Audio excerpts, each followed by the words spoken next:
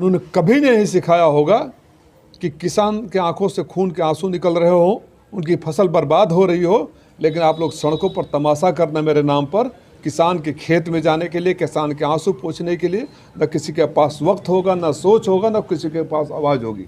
ये बहरी आंखें हो जाएगी, कान हो जाएगा, अंधी आंखें हो जाएगी और मुंह गूंगा हो जाएगा। मत बोलना, तमाशा करते रहना। शर्म आनी चाहिए उन सारे लोगों को। मैं जिलाधिकारी सहित तमाम अधिकारी, कृषि मंत्री, मुख्यमंत्री, प्रधानमंत्री और आपदा मंत्री सबसे मांग करता हूँ कि थोड़ी सी मानवीय संवेदना दिखाइए। हमारे पड़ोस में भी अगर तबाही और बर्बादी आती है तो हम घर में पार्टी नहीं करते हैं। तमाशे होते रहेंगे। आंसुओं को पोंछने के बारे में सोचिए। उन तमाम किसानों को जो 3,41,000 से ज़्यादा अगर भारत सरकार के पोर्टल पर रजिस्टर्ड है, जिनको वोट के लिए खाद की बोरी से खाद चोरी करके,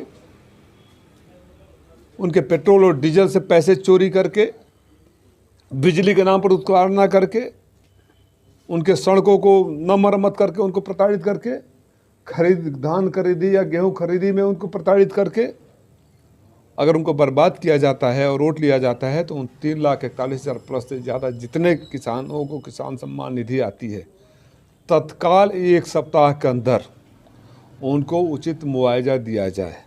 और नहीं तो इस बात को मैं सदन में भी उठाऊंगा, ज़रूरत पड़ी तो सड़क पर भी उठाऊंगा और ज़रूरत पड़ी तो मंत्रियों का घेराव भी करूंगा।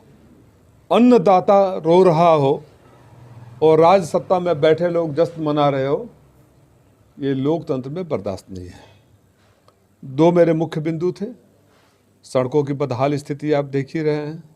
ये सांसद के घर के सामने का सड़क है।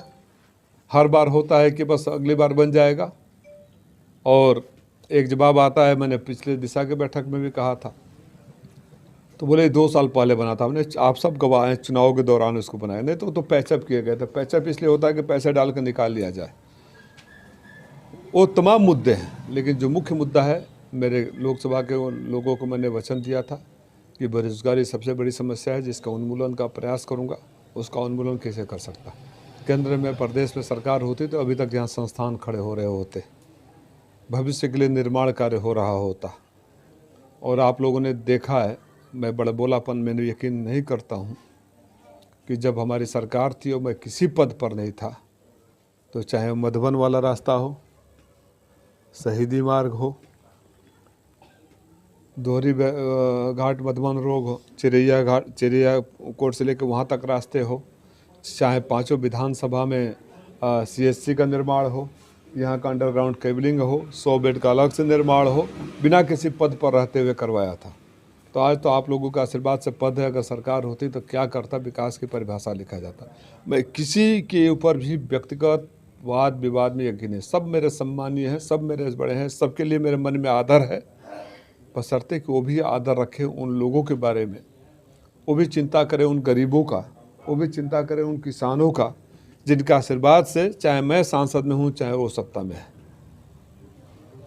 मैं 2 मांग करते हुए, एक तो जो मेरा मुख्य मुद्दा था, दूसरा मुद्दा हो गया। मुख्य मुद्दा भी किसानों को तत्काल राहत देने के लिए है। जिन लोगों का भी किसान सम्मान निधि में है, 1 सप्ताह के अंतर्गत उन्हें उचित मुआवजा दिया जाए। और ये अधिकारी आत्मचिंतन और मनन करें कि क्यों उनके पास फुर्सत नहीं थी गांव में जाकर उतर के धान की खेत में खड़ा होने के लिए।